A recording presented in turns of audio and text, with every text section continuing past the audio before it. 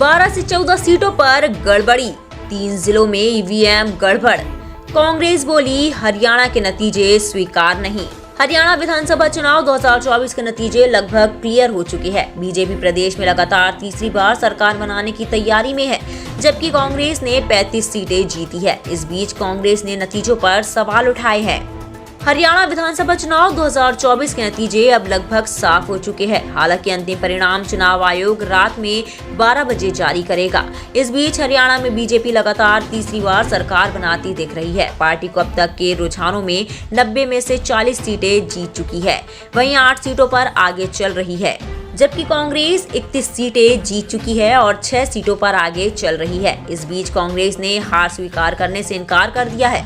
कांग्रेस प्रवक्ता पवन खेड़ा ने कहा कि हरियाणा से लगातार शिकायतें आ रही है कि मशीनों में गड़बड़ हुई है। जिन मशीनों में बैटरी 99% थी उसमें हमारी हार हुई, और जहां मशीन स्वाभाविक थी और बैटरी के साथ 70% थी वहां हमारी जीत हुई। हम गड़बड़ी से जुड़ी रिपोर्ट मांग रहे हैं। इसके बाद चुनाव आयोग को शिकायत की जाएगी। वहीं कांग्रेस नेता जयराम रमेश ने कहा कि 3 से 4 जिलों से शिकायतें आ रही है। हरियाणा चुनाव के नतीजे आश्चर्यजनक है, इसे हम स्वीकार नहीं कर सकते। यह तंत्र की जीत है और लोकतंत्र की हार। जयराम रमेश ने कहा कि कई सीटें ऐसी है जहां हम हार नहीं सकते, लेकिन हम वहां हारे हैं। नतीजे भावनाओं के खिलाफ है। उन्होंने कहा कि नतीजे जमीनी हकीकत के विपरीत है। ऐसे में इन नतीजों को स्वीकार करना संभव नहीं है।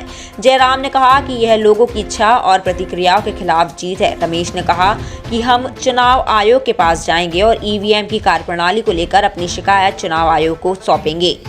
इस तरह का नतीजा कहीं भी धरातल पे नहीं दिख रहा था। आप लोग भी गए, हम लोग भी गए, सब घूम रहे थे।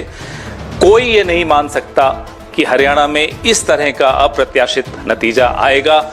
हम सब अचंभित हैं। ये अगर एक लाइन में इसको कहा जाए तो ये तंत्र की जीत है और लोकतंत्र की हार है।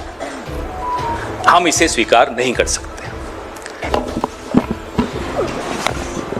मैं सिर्फ ये बात कहूँगा कि जम्मू और कश्मीर के जनता ने स्पष्ट जनादेश दिया है नेशनल कॉन्फ्रेंस और इंडियन नेशनल कांग्रेस के गठबंधन को। भारी बहुमत से उनको जिताया है। सरकार बनेगी, साझा कार्यक्रम होगा और पूरा प्रयास किया जाएगा। हम पीछे नहीं हटेंगे।